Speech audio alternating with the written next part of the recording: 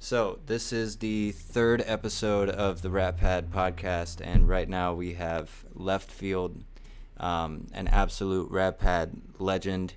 You produced the beat for Warzone by NFX, which was a Chilean rapper, I believe. Is that correct? Yeah, chilling. And Yes. that absolutely blew up, and you actually had to go through some crap to get how you say credit for it. You produced for almost everybody on Rappad. I think you produced for Words and Hyde and Kid and Dom. Literally everybody. You've probably made like 1,000 beats in the time that I've known you. So just absolutely an honor to have you on the podcast and for you to be here answering questions and just talking and enlightening us because I know you have a lot of experience. So with that being said, I want to get into the first question, and I have to quickly move this over.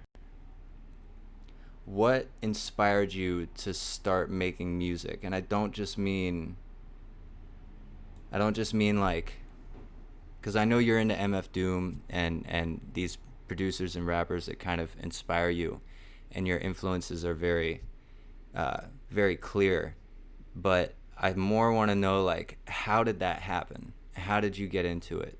And also, how early on? No, I hear you. Yeah. Um, I've always been into music. It's always played around me, my mom, my grandma, and I have a pretty musical family, talented family members. But what really got me into making music was Eminem, honestly. It was my musical awakening, I'd say, when I was like 11. Okay. That's the first time I really started kind of listening to music on my own, music that my parents or family didn't listen to. Okay. And it was just so different than anything else I'd heard before. And I mean, I just idolized him and I wanted to be like him. So originally, how I started out making music was just writing raps, imitating Eminem. And that led me to get into production because I couldn't find enough beats on YouTube that really fit the sound I was looking for. So I figured I'd just give it a shot. So I really was just producing out of necessity. Then I realized I kind of sucked at rapping and I was getting kind of good at producing. So I just focused on producing and it's just been that ever since. Okay. That's interesting. So when you say you had a musical family, like, can you elaborate on that a little more? Yeah. Well, my uncle, my dad's brother, he's like crazy talented. Never saw huge success, but he was in a band for about 10 years. Um, and just a lot of his music, a lot of their music he wrote. He's a completely self-taught, big inspiration to me. Okay. His songwriting, his guitar playing, his singing, it's just really crazy how he did it all himself. And his brother, my dad, also plays and sings. Music just seems to be a family hobby. Okay. Also, like Billie Eilish is my second cousin apparently. I was gonna ask you about that tweet because I noticed that, and I wanted to kind of like get the information from the horse's mouth rather than like making any assumptions. Um, but that's funny because I kind of I have a similar story. Like my stepdad played saxophone for the Toasters, which is a really well known ska band, and they tour the world a lot. And I don't think he ever went touring with them, but he would always play with them every time they came into town. He was a serious jazz musician, and it's funny because I kind of got deterred from making music when I was a kid because the way that I always felt like the way that he did it was so obnoxious to me, like playing saxophone all goddamn day, and I Um, couldn't focus on anything. Um, so like I had those roots in jazz, but then like freeform jazz was always weird to me, and he was super into that. So I just find that interesting. I think really all of us have some sort of like deep history and connection that kind of goes to childhood and even through family, um, on almost every case when it comes to artists, especially people who stick with it and do it for as long as you've been doing it now, like I don't know, 5 years or more at least, um, and making thousands of beats. It's yeah, it's a long story. I'm kind of like digressing, but it's a long journey. So, who put you on to MF Doom, or did you find that on your own? Rappad put me onto MF Doom actually. For real? I don't remember. Yeah, I don't remember who, but he was kind of like big back in the day, not making music or anything, just kind of a personality on Rappad on the forums. But he just one day linked an MF Doom beat called I think it's called Lavender Buds or something. It's off Special Herbs, and I just listened to that. I just randomly clicked on it, and it just blew me away. I loved it, and I went on to listen to like Gazillionaire and like some Food tracks, and from there on, I just kind of fell into this rabbit hole of Doom being like he was the new Eminem for me. I like idolized him. Gotcha. So, how do you could you talk a little bit about your journey just going through different influences and translating them into your work, and sort of how it's all added up for you, and really how you feel about your own craft, and really like the confidence that it takes to be able to put out beats and share them and be proud of them, sort of. Yeah, um, I've always wanted to find my sound. I've never been sure what that is though. So I've just kind of taken a lot from my influences and tried to merge them together to find my sound. But Mm. over the years, I've had a lot of different influences in my sound. I try to stay diverse and do a lot of different styles. So, kind of losing my train of thought here, but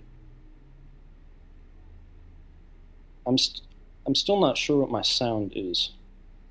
To be honest with you.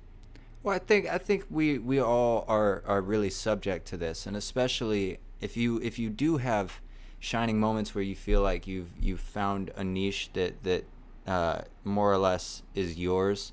Um, there's often a point where you end up moving on from that because it only goes so far, and I think it's more so a continuous journey of having experience and really just putting it to the test. Like, see, especially as a producer, the skill set really is about being able to make anything. Like, if you want to go anywhere and make a dope beat for anyone, then you want to be able to make like a Tentacion type beat, and then a JPEG Mafia type beat, and then a Neptunes type beat, and then a Sino type beat, and all that stuff. You want to be able to uh, travel that range because it gives you the ability to make anything that you think of. And so when you do reach a point where the creativity is just flowing out of you and you feel like you can make anything that you want, and you just have the golden energy to do it, you have every drop of experience that you could possibly want, and you could literally manifest anything that you're thinking of. So I think the journey itself, like, trying things and doing it over and over, and getting frustrated, like I'm not, like oftentimes I go through 6 months of making beats, and I'll think like 30 of them are good, and by the end of it I'm thinking like maybe 5 of them I want to post, or 6 or whatever. And it's really just about like being able to judge yourself, and going through the motions until it clicks into place, and then it becomes fluid. And I think, like, honestly, it's funny because you're kind of hard on yourself in the way that you're saying, like, I don't know what my sound is. I don't think I've ever found it. Because I would recognize a left field beat, like you produced "Ride," which is a song that I made with your beat, and literally it was one of the most unique beats that I'd heard in my life, and I couldn't really think of anybody else who was making stuff like that at that time. But Um, yeah, I want to speak on that beat. And I was listening to that yesterday, kind of in preparation for this, because I think that track still holds up. But that was the first beat I ever made on Ableton, hmm, and I think that kind of limitation of not really knowing how to use the software is what kind of led to that unique sound. hmm, And that's something I've always kept in mind. Putting creative limitations on yourself, really, that's how you get a good kind of experimental, unique sound. hmm. Like, let's say you make a beat, you only allow yourself to use 5 different sounds. You have to find a way to make it good. If it does end up being good, it's going to be very interesting. Right.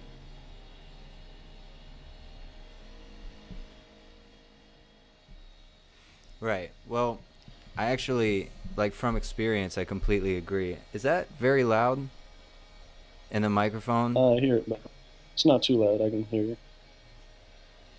It's stop. You gotta love living in the city, man. Um, well, with that being said, I completely agree from experience. I think when you put yourself in a position where you have to make something work, and you still have your own brain, you still have your creativity. Nothing's gonna move that. Like, so when you put yourself in that position, you use all the experience that you have, and you have to kind of pull it down into a smaller space, which, it's something that I can't call it, like, I can't put a word or words to it, but it's part of the magic that really, makes a good piece of art.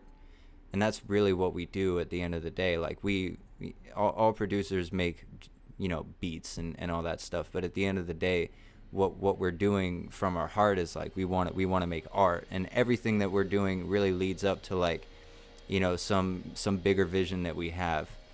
So I don't know, I feel like I've probably gotten more compliments on Ride than any other song I've put out. Just in general, like the dude who engineered it told me that he brought it to I don't think it was Interscope, but he brought it to a record label meeting, and played it for them. And I know it wasn't the end of the world for them. They weren't, like, losing their shit, like, oh, this is amazing. Um, but it was at least good enough that he wanted to take it with him and use it as an example of, like, stuff that he's worked on. And I thought that was really awesome when he told me that.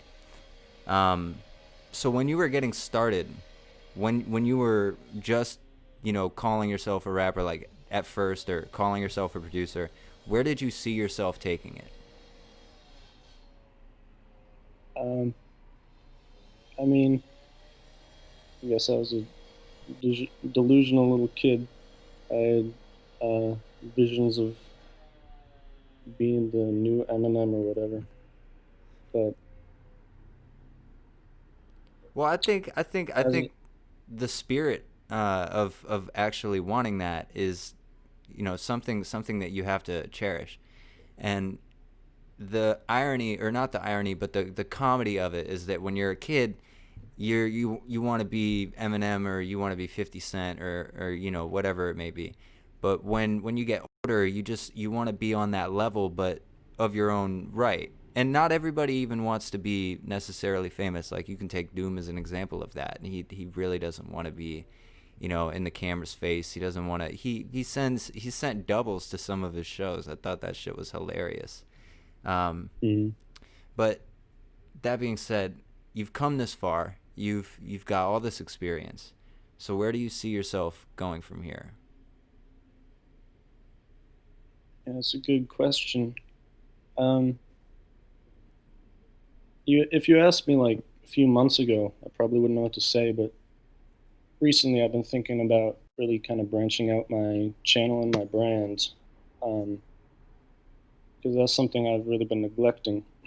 But in the far future, I'm not sure what left field will look like. But for now, I'm just trying to get more people to be on my beats and get more views on my channel, I guess. Okay, I hear you. Do you have any plans to do tutorial content, like, Yeah, going through um, your process or live streaming, things like that? definitely. I've been thinking about doing live streams pretty soon. I just need to get that set up. But I spent all of yesterday filming a part of a tutorial video. Okay, Many obstacles in the way. heard, Uh, the biggest one being that the beat ended up kind of sucking. So I might just reshoot it, redo it. heard. But I definitely have more, um, yeah, personal videos planned, tutorials, sharing knowledge, and interacting with my audience more. Gotcha. So I have questions from the forum. I just have a couple here. I might go on the forum and grab some more. But Roan asked, "Do you have any tips for drum sequencing?" And I added, uh, like, specifically anything that you haven't heard elsewhere that you utilize in your process. Hmm. Well, I'm not sure if this has been said elsewhere, but one tip is to, if you're using a sample, really listen to the groove and like the drum pattern of the sample and try and match that, then add on extra embellishments afterwards. But in terms of coming up with something just crazy and unique, I mean, I wish I could give you some kind of formula, but my process for making beats nowadays is just throwing shit at the wall until something sticks.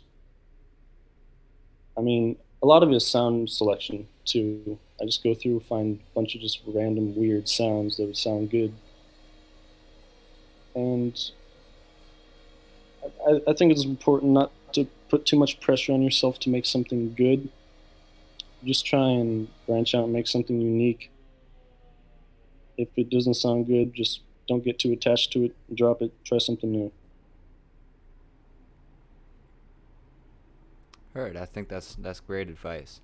Um, I have another one from KMB. What do you achieve to, or what do you hope to achieve in the next year? Um, I'll shout out KMB, but in the next year, I actually do have plans for music, not necessarily production. Um, Over quarantine, I've been like learning guitar, kind of getting better at piano, singing, songwriting, all that, and currently working on an album that's Okay. set to be released June of next year. Okay. Wow. Yeah, so I've never taken more than like 2 months on a project, so I really want this to be quality and like a real official album. Wow. Now, I don't know if I'm gonna release it to my left field audience. I might if I think it's good enough, but we'll see. That's the big thing I'm working on currently, and I'm working towards.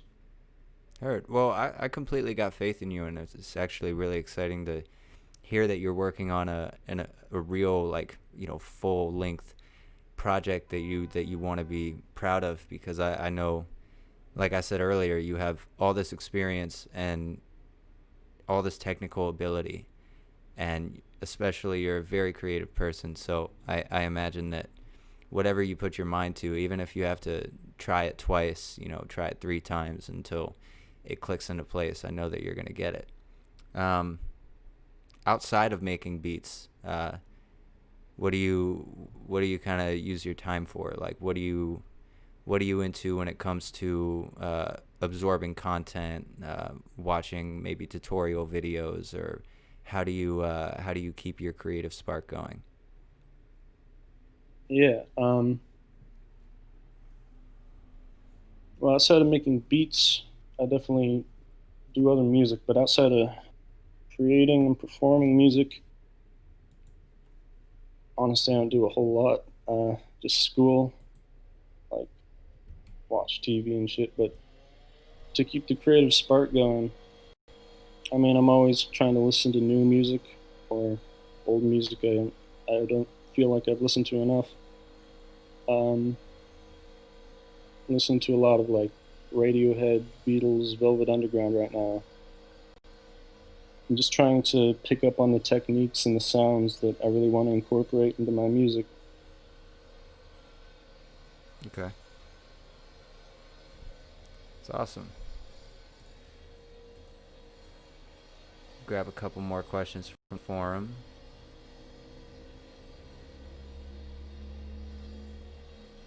I have a question. What is your, like, as of right now? What is your biggest dream for yourself? Like, where do you, if you really challenge yourself to take off the cap and be like, I can do anything, whatever time scale. Where, like, what do you, where do you really want to go? It's a good question. I don't want to be a huge celebrity. I don't feel like I'm cut out for that kind of thing, but I do want to be like even far into the future making money off of music, living comfortably. Okay. Like I'd appreciate a good underground following. Um, yeah, and I want my music to really kind of evolve into the stuff I've been doing lately with incorporating my experience with production into more live instrumentation and songwriting that I'm doing. Heard. Heard.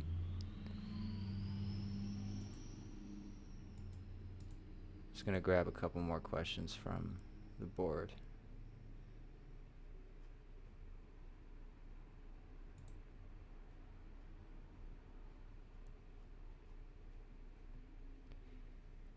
What would you say your proudest moment, and all the time that you've been producing, namely on Rappad? What would you say your proudest moment is? And then what comes to mind is selling my first beat, which was I think in 2016 maybe. Okay. Um, I had been in communication with Dom before, but he never used any of my beats, and I just kept sending him a bunch. And one time, he just like tossed me $5 for one of them, and that was the first time I ever like made any money off of music, and it was just like it made my month. It was just a high I have yet to reclaim. But I'll say another. I don't know if I really feel proud about this since I didn't have much to do with it. It just kind of happened to me. But the whole Warzone NFX situation, Mm-hmm. I mean, that's the biggest thing I've been a part of, and that's just it's more surreal than anything. Well, I definitely I think we have a weird connotation for the word pride, uh, where it's almost slightly a negative thing. Like you have to completely own something to be proud of it, and it's something that you can't really use lightly. But personally, like I think I've referenced that situation multiple times to be like, anything can really happen, and it's really, I think it comes down to, because as a rapper, somebody who's kind of who knows what the feeling is like when you fall into a pocket and you make a song that has that much potential, that if you market it right, it could go somewhere. Um, it's it's totally dependent on the beat. It's always totally dependent on the beat. like especially when I made Ride, I wrote a lot of that song to that beat after you sent it to me. Um, I think I had the hook already, but I wrote the verses, and it's yeah, like really that's just the end of the story. So I think it's fair that you would have some level of pride in regard to being a part of that song, because whether or not he wrote the whole song to your beat, even if that weren't the case, it's still the beat is the glue to the song, and it wouldn't be what it is without that vibe. And it definitely it I wouldn't say it wouldn't have blown up, but it blew up with your beat. So that's kind of the end of the story. Sobi asked, shout out to Sobi, what age did you start producing, and how old are you now?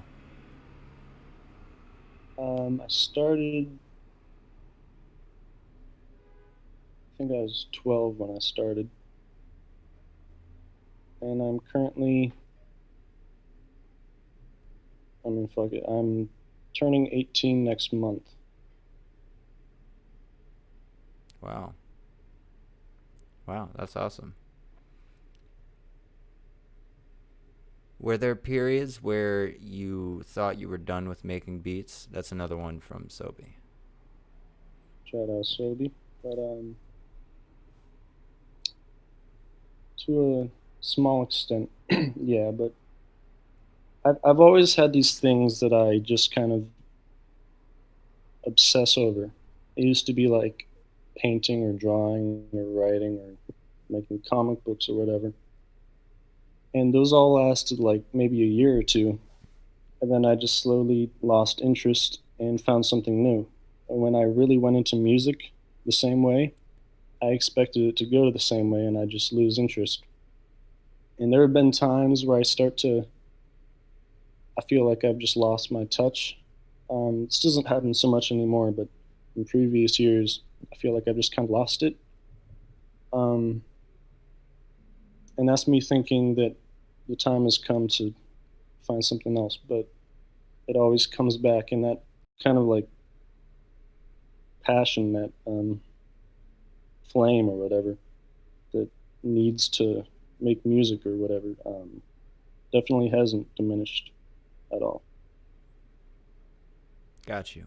Well, it's surprising to hear, and for all of us, and especially the people who are going to watch this, and hopefully many more who don't know you and get to check you out. But for a lot of the OGs of Rappad, like we we all have kind of always known, like you're cut out for this shit. Like you're meant for this. You have the talent for it. You have the work ethic for it. You have the attitude for it. Even though you're reclusive, even though you're mysterious, which is it kind of works out for you. And we've all kind of loved that about you this whole time. So to hear like, you thought you lost your touch. I mean, I think we all go through that, especially for me, it used to be I would lose my touch for months and I couldn't do it. But now it's more like I'll kind of uh, swing off balance and I'll notice myself and I'll write something and I'll reflect on it and I'm like, this ain't it. And I cut that out and I just go back at it. And the more conscious and aware I am of what the difference is between when I'm like actually self-aware and creating from that space and everything else, the more I'm able to like actually stay in that space and keep my touch. um so Right yeah, on. go ahead. Yeah. Um, yeah, I found like creativity and I guess skill just kind of ebbs and flows. Mm, And over the years, I've learned to just push through it and not really judge myself based on the ebbs. gotcha. It's just part of the process. Yeah. You gotta roll with the punches. With that being said, I'm recording right now. We kind of had a bit of a technical issue, and part of the recording is missing, so we're back just to cover some of the subjects that we went over in that time. Um, I think the biggest one was music as a language, um, Mm. and kind of since we're back. Do you have any other thoughts on it, as far as like understanding it, and what that requires, what that takes, and what you can really do to get into that space and make it work and make it click? Yeah. I guess I'll retread some old ground if that whole conversation was a lot. Um, we were comparing music to a language more than just kind of as an analogy.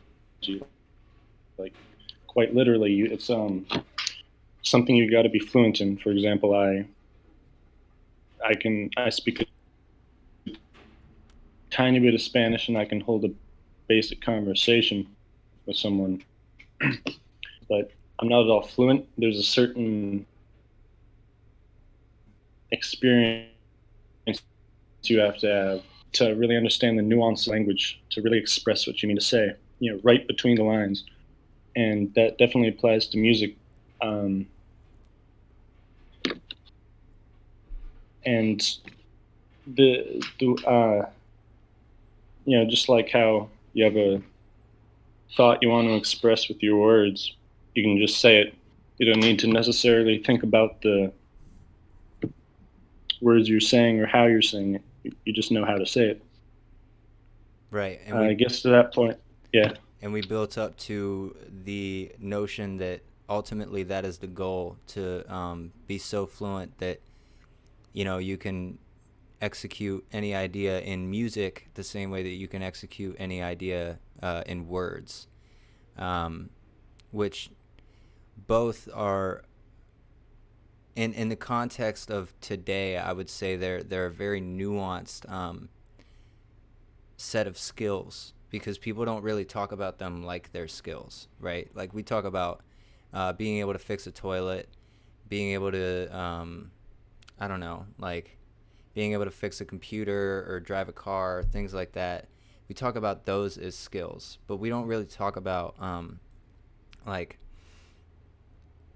how well can you speak English past the point of knowing everything you want to say and being able to say it clearly. Like can you have fun with words? Can you speak poetically? Can you use words to sort of pull out people's emotions and sort of like create a vibe, like how people in other languages, especially in French. I know in French this is very common, because it's practically a meme that in Paris you go with your wife or something, and the dudes talk that it's so smooth there that she ends up sleeping with a Frenchman or something.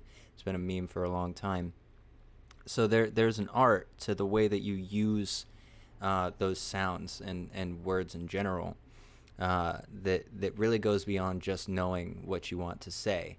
And that really goes into music, because the thing that really makes great music, like you go all the way back to anybody like Bob Dylan or Miles Davis, or even we were talking about Jacob Collier. You look at even MF Doom and Madlib, and like Madlib used, like he didn't have to, but he used broken production equipment in a lot of his content. It was really common for him. He would basically make it work enough that it would make sounds, and the sounds would usually be fucked up and stuff like that. Or rather, this is a story that I've heard, but I've looked into it a little bit, and I know it's at least partly true. So it comes down to your creativity of knowing the language, and then knowing what you can do to sort of express yourself in your own unique way.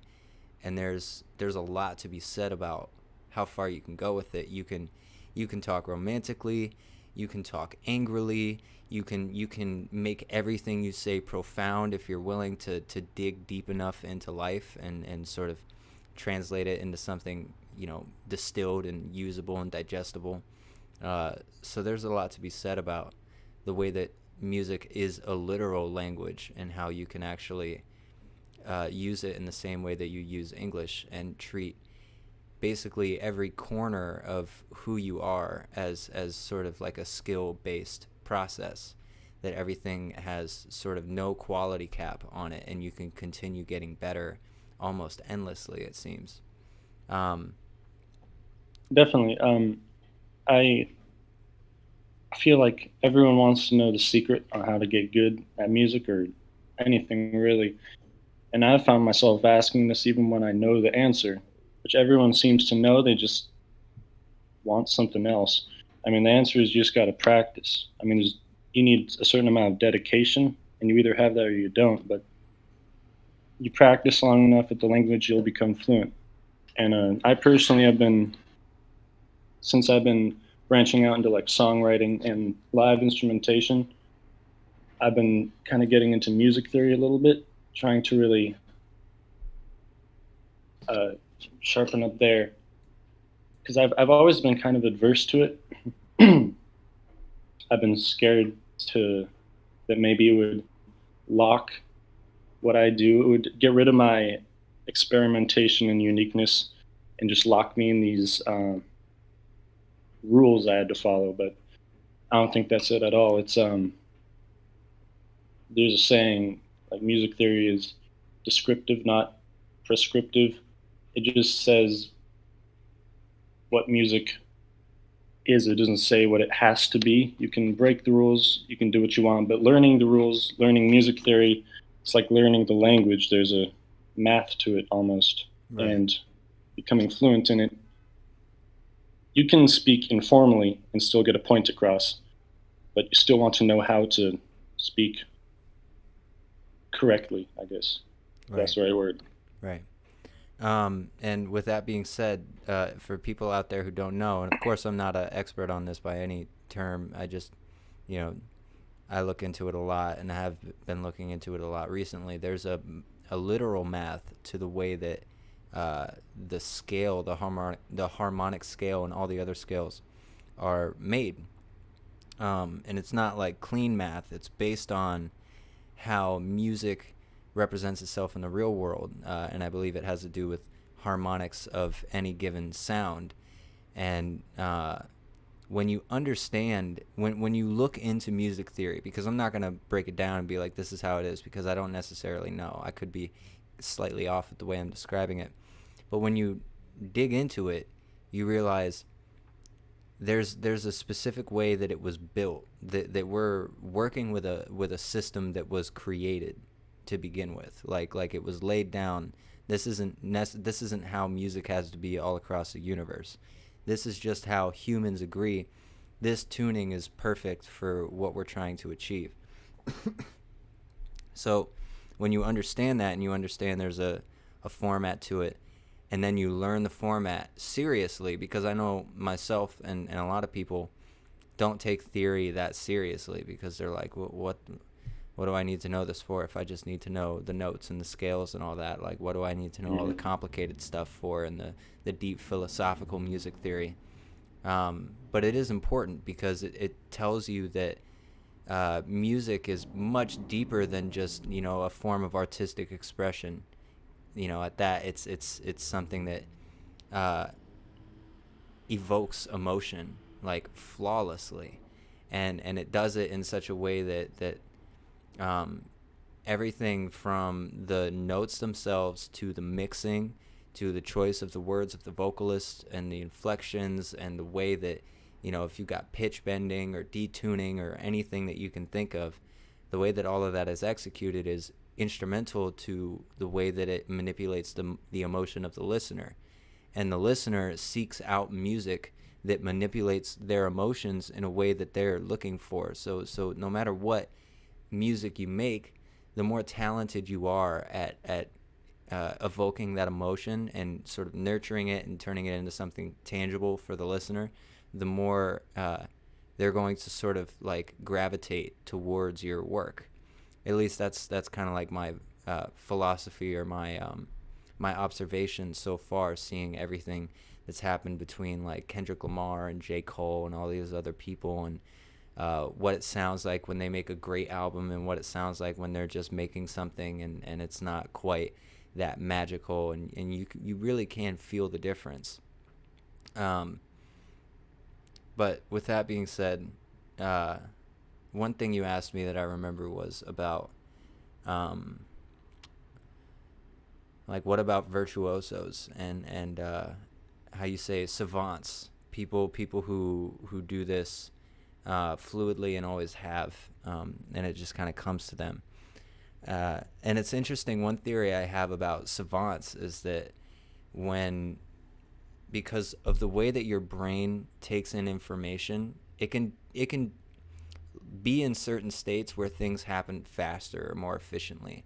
So for a person who just so happens to kind of end up stuck in that state, like one example I would always use is the guy who got hit in the head, and he could remember anything like suddenly, and it just happened. And I had a theory that, if you could figure out exactly what changed in his mind and what connection or disconnection was made in his mind at that moment when he got hit in the head, and you could make him self-aware of it again, that ability would immediately not be like so locked in. Like it would be something that he could actually kind of step back from and see how it works. But when they did the interview, he's like, I don't know how this fucking shit works. Like I just remember it. And there are people who are like that out there in the world with music, that they can sit down at a piano and literally just play a beautiful piece with no direction, and they have maybe no musical knowledge and nothing like that.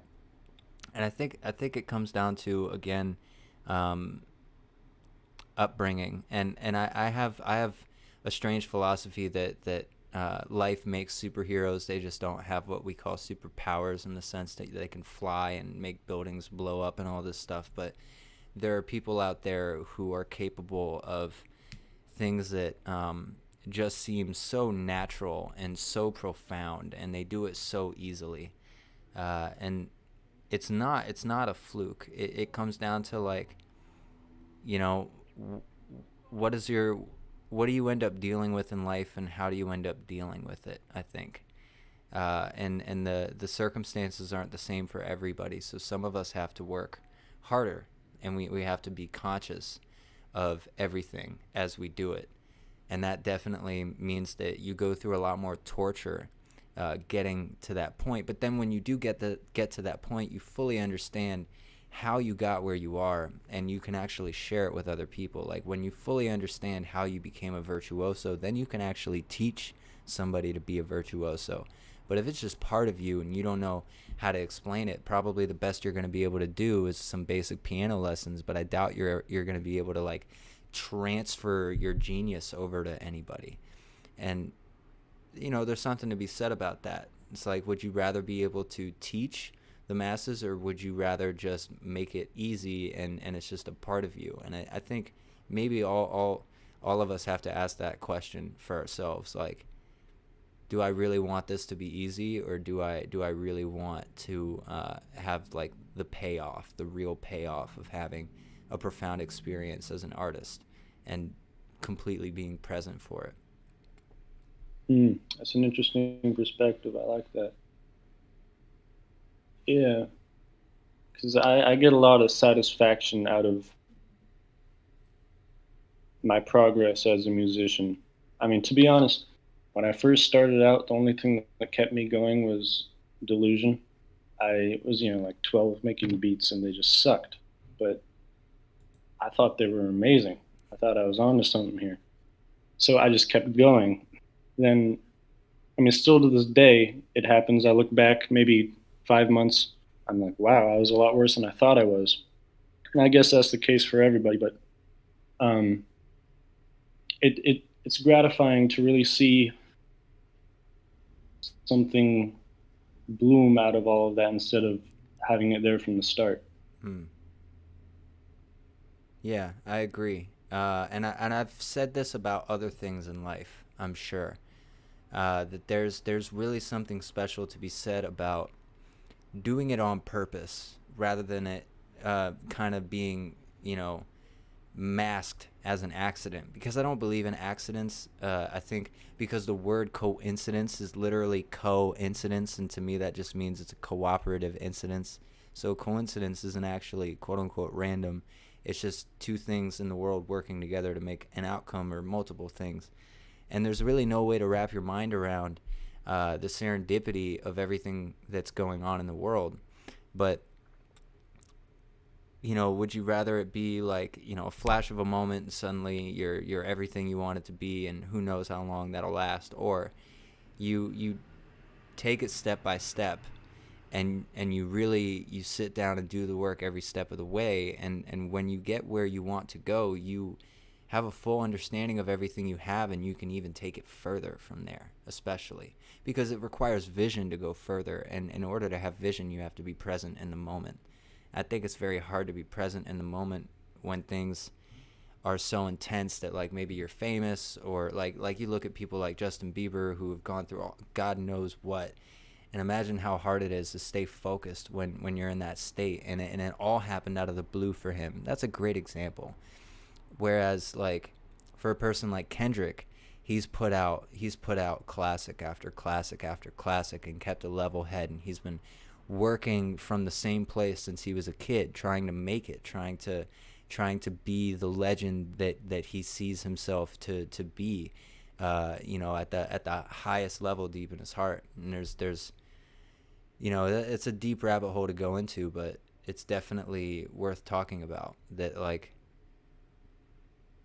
the payoff for me is what this is really about. Taking care of your family is fantastic, and I think that's a realistic goal for pretty much every professional artist, is to take care of your family and your friends, but then taking care of the community in a way that really lasts. That requires a very different mindset, and it requires a very different preparation going into the whole thing. Mm. I think a lot of people conflate skill and talent.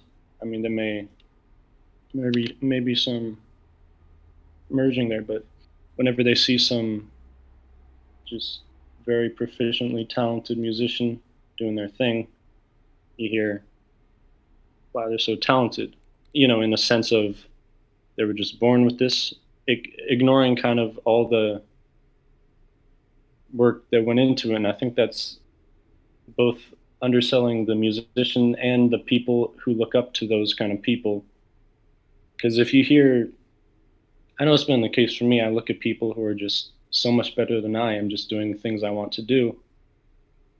If I think of it as they just have this innate talent that I'll never be able to achieve, it's really demotivating. But knowing all the work and effort that went into it, and that it was just a skill they acquired over time, is definitely motivating. Hmm. I agree.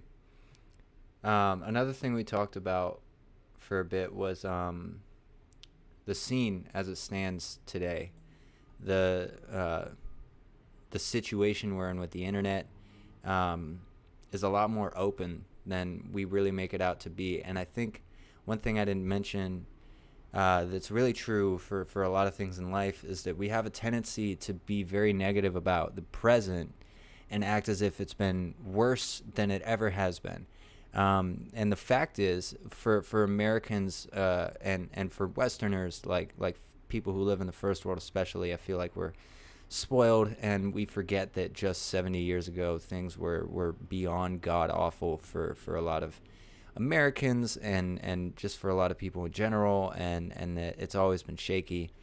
But we live in the most peaceful time on earth, and it's also, one analogy I used recently was that if you were like a kid growing up on just a farm in the medieval times, there are no books, there are no libraries to go to. It's basically forbidden for you to do like a whole bunch of valuable life things.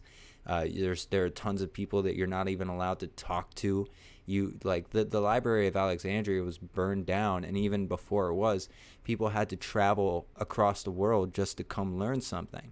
Nowadays, all you need is a computer, and even at that, you don't even need a computer, because there's so many people around who know something about something, that if you just listen and observe, you're going to learn a whole lot. So we live in a very different age, and the internet is a reflection of that.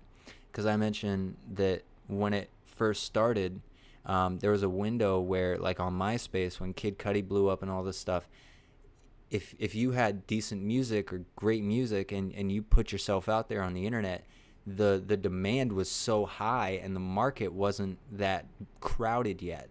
And now it's very crowded, but it still stands that if you can get, because it's like starting out is like having, it's like being at the bottom of the ocean. You have all this pressure on you because, like, if you don't make it, you're gonna go nowhere at all, basically. Like if you don't click and find that space, you're not gonna make it at all. It's not like you can just post a song for every month for a couple years and eventually you blow up. And there are examples of that all across the internet, of solid people who put out albums like every 2 years, but without the marketing and all that, they don't make it. When you do put in the work and you do put in for the marketing and you have the content, now you blow up, like, for real. It's not like 100,000 or 200,000, but when you really have a viral hit, it's like 10 million, 20 million, 30 million. And that phenomena is kind of growing more and more as more people go onto the internet, that the potential for you to really, like, make exponential gains when you do find your pocket and your stride. They're just kind of like, how you say it seems it's a lot more fruitful and easy than people are making it out to be, only because they make it out to be entirely impossible. And I don't think it's impossible, especially if you're doing this with nothing.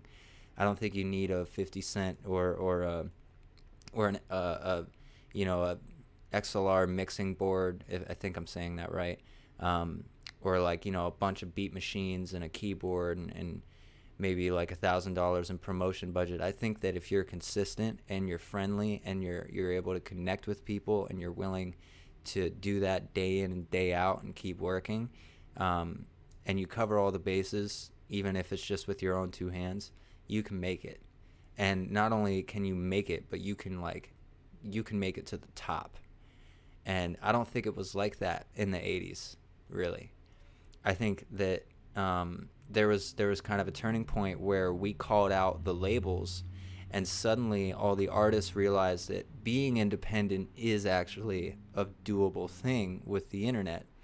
So it's not something that was nearly as common, if at all, like if it even happened at all before the internet.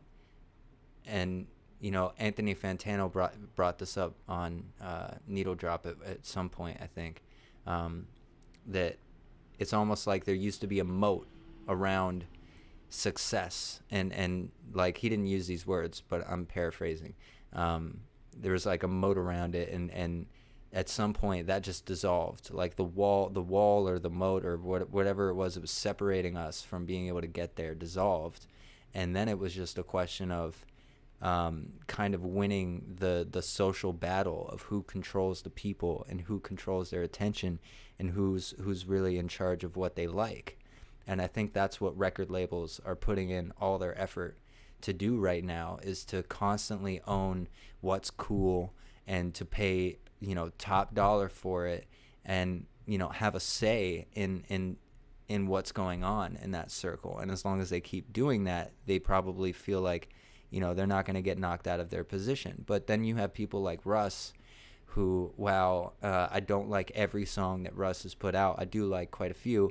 I think his philosophy is what is really important, and the fact that he's using his following to sort of talk about that and to be loud about it is what's important. Because the more artists hear him say that, the more artists hear him say, I can make $3 million a year for years and years, as opposed to making like 600,000 every 2 years for my album release or whatever it is, and then being left up to pay it back and do all the tours and all this stuff. And there's an allure to that, because we all want to take care of our families, but then we also want to take care of the people too. And if we're able to contribute to the economy fully by getting what we truly deserve for our works, like if my album sells 600,000 times for $10, what is that, 60 million? So, if I make 20 million off of that, if I make 10 million, that's a whole lot more than like 2% or 1%, whatever the record label will give me. And then I can actually go and donate that. I can invest it. I can look into stocks. I can do all kinds of stuff. Yeah. I was something I've noticed myself especially is I feel like we all know what we should be doing or how Mm-hmm. to do it. We just never, for example, we know how to get famous as a musician. You have to dedicate, I mean, your life to the craft and really keep trying over and over again, no matter how many times you fail. We all know this. We all know we have to practice, whatever, 10,000 hours they say. Mm-hmm. But we don't really believe it until we experience it. We all know how to better our lives. We should be eating better, exercising, meditating. But there's just something that stops us from taking that final step to doing it. I've definitely noticed that with myself. But it was a nice realization to have that really all the steps have been laid out for me, you know. That's true, cause well, in the age of information, it's like it's hard not to know what to do, because it's either you learn it from the internet, or you learn something from your parents, or you learn something from your brothers or your sisters or whatever it may be. Um, but like you said about whatever stops us, um, I think it's about staying consistent and staying ambitious. I don't talk a whole lot about like my past, like not necessarily my past, but what where I was like 10 years ago, because I wasn't, when I was 14, I was sleeping outside and all kinds of stuff. Like I got into a lot of trouble constantly and hung out with really bad people, and my own family thought like, oh man, he's gonna end up like dead or in jail or something. And I was always like I am now. Like I'm very invested. I pay a lot of attention. I constantly am like flexing, not necessarily flexing my intellect, but I'm like using my intellect. I'm always trying, not trying, I'm always using my intellect on something, whether or not it's analyzing or talking or listening or whatever it may be. Um, and it just takes like to get from a place where you're struggling, and there are lots of things that you want to improve on that you don't know what to do about. It's just making the decision of like, I'm going to figure this out one way or another. And one thing that I've only subscribed to for so long, but it's been true all my life, is that when I leave it up to whatever it is, a universe or God or higher self or whatever people want to call, uh, whatever it is that's beyond what you know. When I give up something that's tough to that sort of like, it'll get figured out kind of vibe. Like I'll figure it out. Like something will happen. I'll like it'll end up in front of me. It always does. It's just the faith and going with it. Like no matter what happens, I have to continue working at this, and I'm like in it for real, and I'm not going anywhere. And I think that's really important, that if you can cover that first base of like not budging, just being where you are, and being entirely invested and getting where you want to go, even when you hit a brick wall, and you decide like, no matter what happens, I'm going to figure out a way to get past this. You always do, even if it takes years or it takes months. I'm a strong believer that you can get so good at it that you can get past blockages, in minutes, and you can just continue doing it, and you can work as fast as you like. It just takes, again, consistency and practice. Like it wasn't easy for me. I started writing when I was 15. I didn't think at all that I was going to start recording, and I went away for a year, and went through all kinds of stuff, and I've nearly dropped off the face of the earth entirely multiple times. So the whole notion of like getting yourself to just go through with, it could be anything from going on a jog to trying a new instrument, or learning music theory or learning to read sheet music or whatever odd thing that I don't want to do, that I've been trying to just kind of get better at. It's just about having the skill set of doing it, like it's a skill set in its own right, of being able to get out of your own way and put in that practice, and then after a while it becomes easy. Definitely. I feel humans are just kind of hardwired to pay attention to, pleasure, I guess. We need that dopamine hit. We need that instant gratification to really help us keep going through something. And the delay of gratification, say, working on, trying to become famous or exercising or just trying to better your life, it takes so much time. It's hard to motivate yourself throughout the entire process. Well, I think it's a good thing. I think it's a good thing that we're tuned for that dopamine release, because it makes life worth it. If you didn't feel anything when you did something gratifying, when you were having fun, you wouldn't want to have fun. You wouldn't even I don't even know what.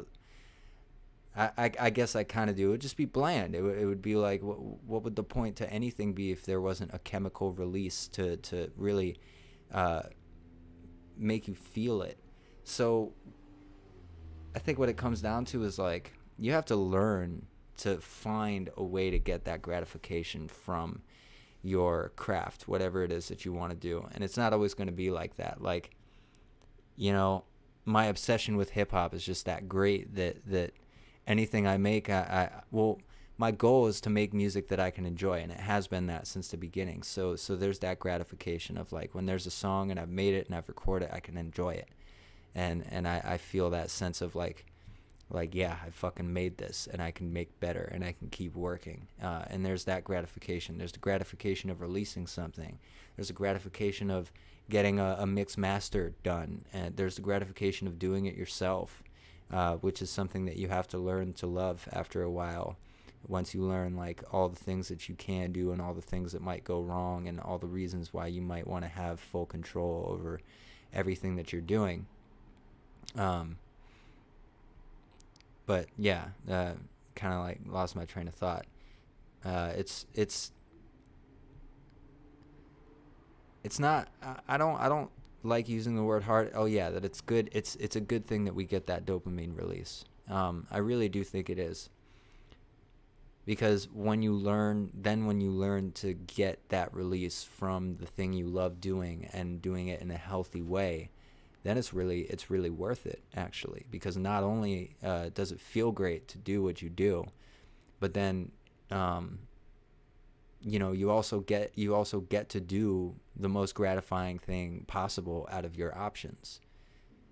I think that's the real beauty of it. And honestly, I kind of feel like that's the point of life, is to find that place where you truly click and you truly are able to just pour out who you are from your heart and do it constantly, and not have to and not have it be like any kind of corny or anything like that. And really, because you look at a person like Kendrick Lamar when they put out To Pimp a Butterfly, and that's a great example of somebody who pours out from his heart.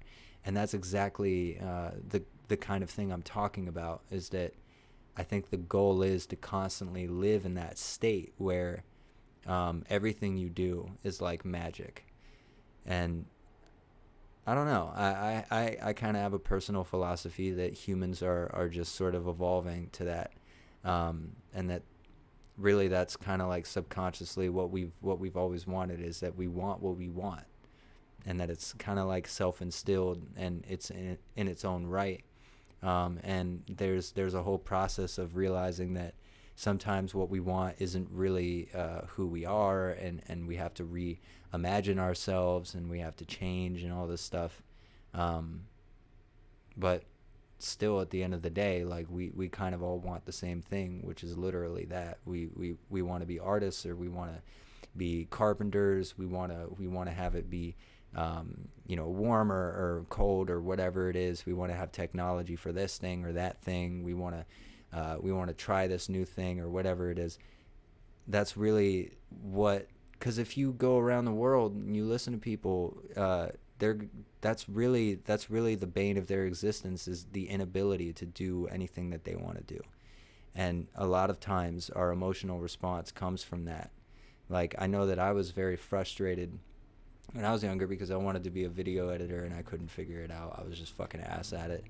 Um, and I know that, like, basically everybody I meet has some part of them that really just is really drawn, like, fully to doing this specific thing that they feel like really resonates with who they are. And it's interesting because there's, sorry, go ahead. Yeah, no, I just want to touch on that. I think that I feel like we're all just built to look for meaning in a universe that doesn't inherently have any. Mm-hmm. So we have to find these things that just bring meaning to us in our lives. Like for me, so far I found as music. It could be religion, it could be cooking, it could be being, help being a doctor or whatever. But it's definitely a struggle everyone goes through, grappling with not really seeing any, not feeling fulfilled, and then finding something that brings them fulfillment. Mm. Yeah, exactly. Yeah, I think that really, and that ties right back into the process of becoming good at hip hop, and finding your sound and being who you are. Is that when you're able to accept that, and you're able to sort of live in that mind state constantly of, like, the universe really doesn't have inherent meaning. Like I said earlier with chemical releases, I think for human beings, that's really what gives things meaning. You wouldn't know that that the stove is hot without your nervous system, without the chemicals that release when you feel pain that tell you that it's pain, because all you're getting is sensory information, and really the composition of who you are is it's all kind of like it doesn't exist inherently. It's all an evolution of utility. Like we started as small things that eventually walk, and we have to exchange energy, so we eat, and then over time, because of our lack of meaning, we grow, we go to new places. Like all animals have to evolve when they go to new places, and then they evolve in intelligence, and eventually we become humans, and all this shit. But this is like, that goes really deep into, because there's no word for this. I could call it spiritual, I could call it esoteric, I could call it philosophical. I don't think any of those words really do it justice, simply because, like, especially the spiritual term community, all that stuff has been so far removed from what I think it's really about, which is the concept of sort of being. Actually, in itself, it's the concept of being. It's the exploration of consciousness in and of itself, of, like, self-awareness and self-reflection. And I think that's what spirituality really stems from. And it's a deep rabbit hole that I do my best to sort of toe the line of, and not dive all the way in. But it's absolutely worth talking about, for sure. Mm-hmm. But with all that being said, I really appreciate all this conversation. Again, everybody on the forum really appreciates you for all the work that you've done. You've been here forever. It was really surprising to hear that you got put on to MF Doom through Rappad. I really legitimately thought you were going to say that you found out about MF Doom through, like, a brother or like a school friend or something. But I think that's a testament to just how much the internet is kind of shaping modern day culture. And it's going to be for the next 100 years, 200 years, or foreseeable future, really. But it's going to become a more and more deeply rooted phenomenon simply because it grew into such huge proportions in such a short time. Most definitely, yeah. Yeah. And again, really appreciate you having on, coming on. I really appreciate you coming back, even though we had those technical issues. This conversation was absolutely fantastic, and hopefully we're gonna have Man, you. always a pleasure. Yeah, for sure. And want to have you on. Hopefully in a couple months, or right before your album drops, or if you're dropping an EP or anything like that, you're welcome to come on and do some promotion and talk about it. We'll always appreciate you, and be easy. Appreciate you, brother. Yeah, for sure. Yo, guys, thank you for watching this episode of the podcast. Just as a side note, please be sure to follow Leftfield on all of his various platforms. That's at Prod Leftfield. That's PROD Leftfield for Instagram, and Ekko Hip Hop. That's Ekko with 2 Ks. And on YouTube, just look up Leftfield Beats, and he pops right up as Prod Leftfield. All right, I hope everybody enjoys this episode of the podcast. Please be sure to check out Leftfield if you have a moment, if you haven't heard of him before. He puts out music pretty much every week, sometimes more, I imagine, sometimes less, but he's been consistent for years, so be sure to go check him out. I will see everybody on the next podcast.